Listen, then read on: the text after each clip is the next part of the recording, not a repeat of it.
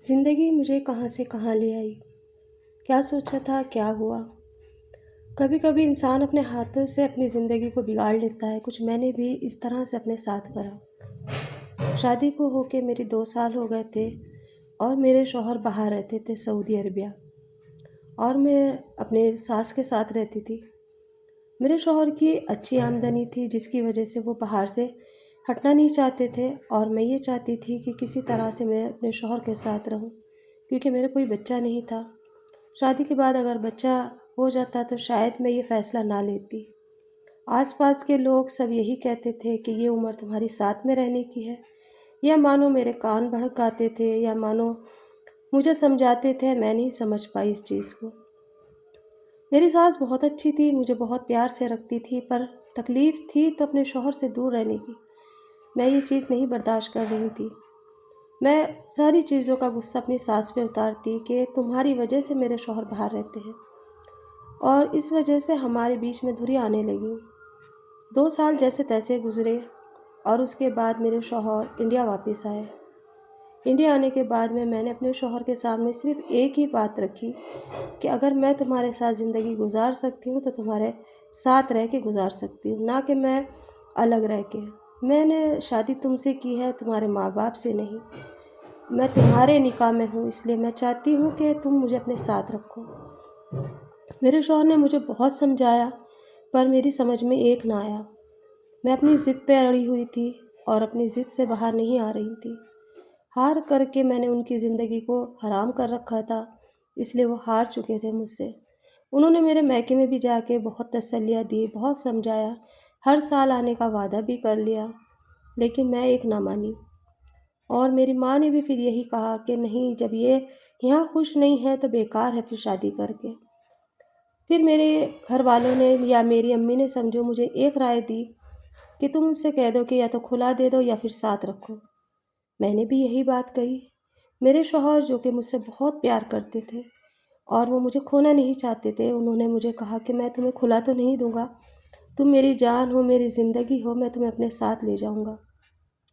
तुम मेरे जाने के बाद पासपोर्ट बनाओ और मैं वहाँ से वीज़ा भेज दूंगा, तुम आ जाना।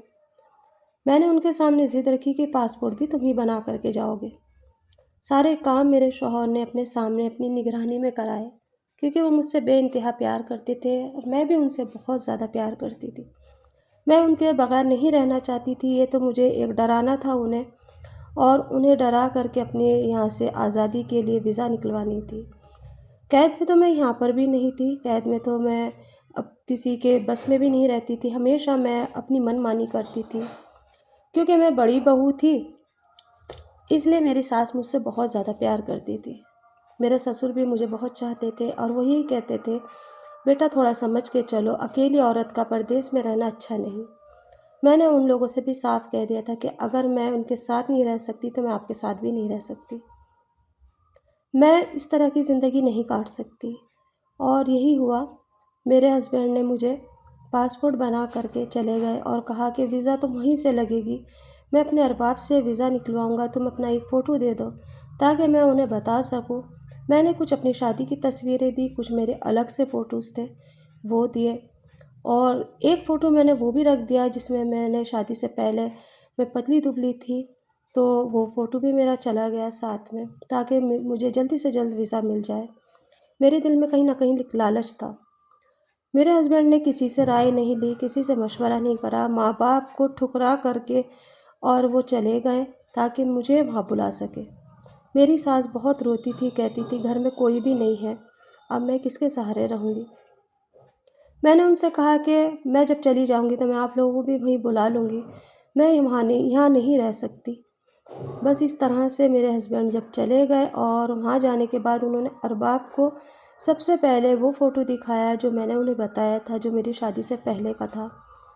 और फिर उसके बाद में उन्होंने शादी वाले फ़ोटो दिखाए, तो उसमें मैं और भी ज़्यादा खूबसूरत लग रही थी, क्योंकि दुल्हन बनने के बाद हर एक लड़की खूबसूरत लगती है। और एक फ़ोटो में उसके अंदर मेरा अकेली का भी था, जिसमें मैं दुल्हन बनी हुई थी। वो फ़ोटो सबसे ही ज़्यादा प्यारा था मेरा।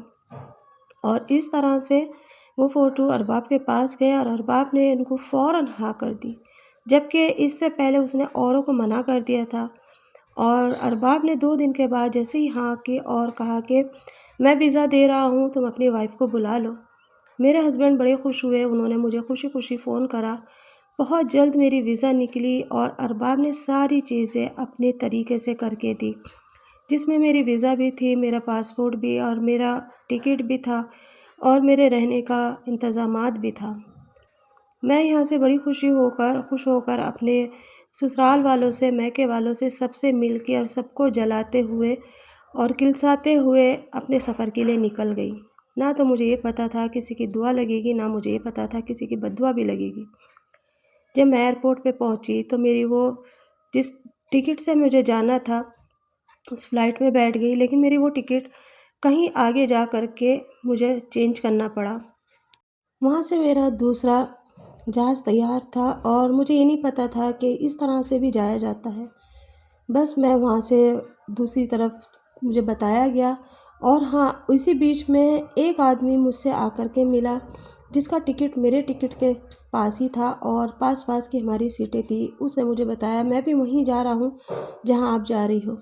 मैं बड़े खुलासे दिल की थी, मैंने उसे सारी बात अपने दिल की बता दी और वो कहने लगा, बहन आप परेशान मत हो, मैं भी उधर उसी कंपनी में काम करता हूँ और मैं आपको वहाँ तक ले जाऊँगा।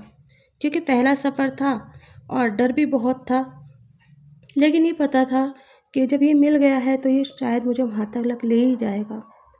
रास्ता जैसे-तैसे हमारा कट गया, लेकिन जब हम एयरपोर्ट उतरे और बाहर आए, तो मेरे हस्बैंड शायद इंतज़ार करके मेरे चले गए थे। क्योंकि मेरा फ़ोन भी स्विच ऑफ था और मेरी सिम भी मेरे पास नहीं थी, इसलिए उनका और मेरा राब्ता बिल्कुल भी नहीं हो पा रहा था। मैं भी परेशान थी, मुझे उन्होंने जो नंबर दिया था, वो नंबर भी नहीं लग रहा था, तो हार करके मुझे उस आदमी के साथ एक ही टैक्सी के अंदर बैठ कर के जाना पड़ा। मैंने उससे पूछा कि आप मेरे हस्बैंड को कैसे जानते हो? तो उसने मुझे सारी डिटेल बताई, जो कि बिल्कुल सच थी। फिर उसने मुझे एक रेस्टोरेंट में कॉफ़ी पिलाई और कॉफ़ी पीने के बाद में हम जब टैक्सी में बैठे तो मुझे बड़ी तेज़ की नींद आई। फिर मुझे ये नहीं पता चला मैं कहाँ, मेरा सामान कहाँ, और इस तरह से मैं जब होश में आई तो अपने आप को एक कमरे में पाया, जो कि बड़ा ही खूबसूरत कमरा था और ऐसा लग रहा था जैसे कि आज ही इसको फूलों से महकाया गया हो और फूलों से सजाया गया हो। जब मैंने अपने आप को देखा तो मैं देखती ही रह गई कि मैं कहाँ हूँ और किस हाल में हूँ, जो कि मैंने कभी सोचा भी नहीं था ज़िंदगी में कि मेरे साथ ये क्या हो रहा होगा या इतने टाइम मैं कहाँ थी। बेहोशी की हालत में मैं उनके पास 3 दिन से थी। जब भी मुझे होश में आती मैं तो वो इंजेक्शन लगा दिया करते और फिर जिसका जो मन आता वो मनमानी करता। मैं अपनी किस्मत पे रो रही थी और मैं चीख रही थी, चिल्ला रही थी कि मुझे कहाँ ले आए हो। वहाँ एक काम करने वाली थी, मैंने उसे रोते हुए पूछा जब वो मेरे लिए खाना लेकर आई, मैंने कहा मैं यहाँ कब से हूँ? तो उसने बताया आप 3 दिन से यहाँ पर हो। मैंने कहा इन आदमियों ने मुझे किडनैप करा है और मुझे यहाँ ले आए हैं। वो कहने लगी कि अगर तुम पुलिस के भी पास जाओगी जब भी तुम्हारी सुनवाई नहीं होगी, क्योंकि तुम्हारी वीज़ा इसी अरबाब ने निकाली है और इसी अरबाब के पास तुम्हारा हस्बैंड काम करता है और तुम्हारे हस्बैंड ने ही वीज़ा निकलवाई थी।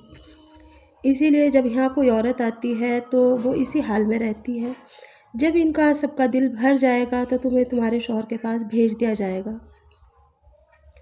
शाम के टाइम पे वो अरबाब आया, फिर मैंने उसके आगे हाथ जोड़ा, लेकिन वो अरबी में बोल रहा था, मैं हिंदी में बोल रही थी। मुझे नहीं पता वो मेरी बात को समझ रहा था या नहीं, लेकिन जब मैंने हाथ जोड़ के उससे कहा तो फिर उसने मुझे इशारतन ये बताया कि इतने दिन के बाद मैं तुम्हें छोड़ दूँगा।